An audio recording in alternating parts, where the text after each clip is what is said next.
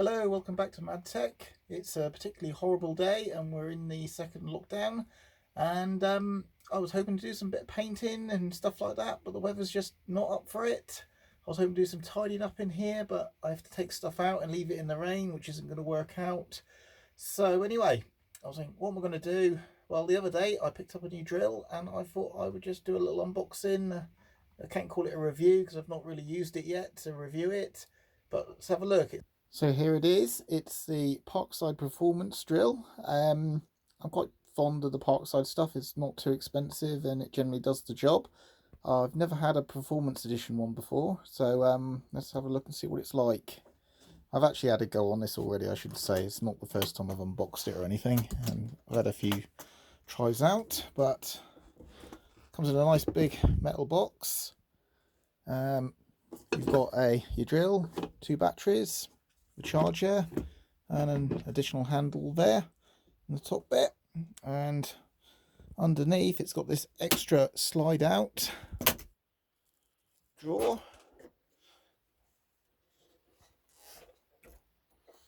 and in here you've got a little Stanley knife, tape measure, screwdriver, bumpy, and a ratchet slightly longer screwdriver, 2 boxes of bits,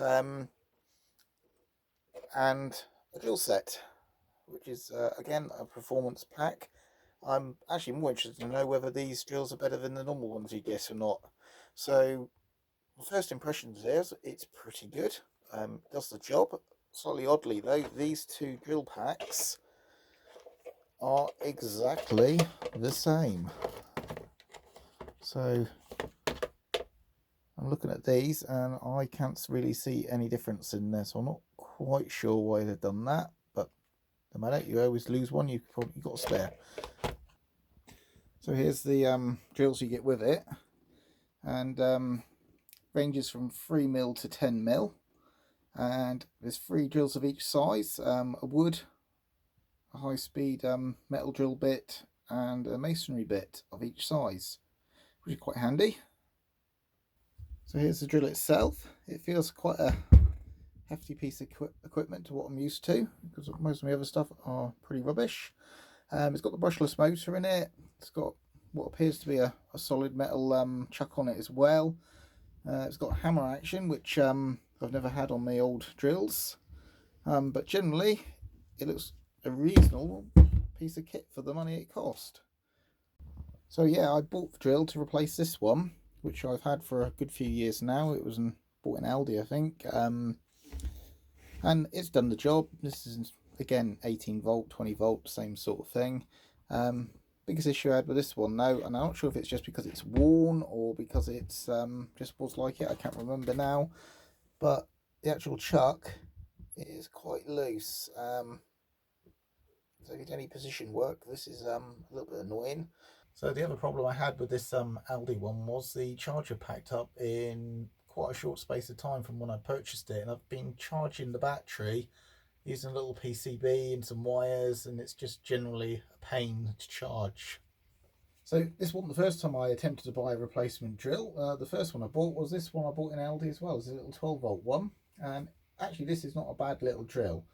One of the things I liked about this was it had the removable chuck, and you can then put your bits in there and quickly swap between it.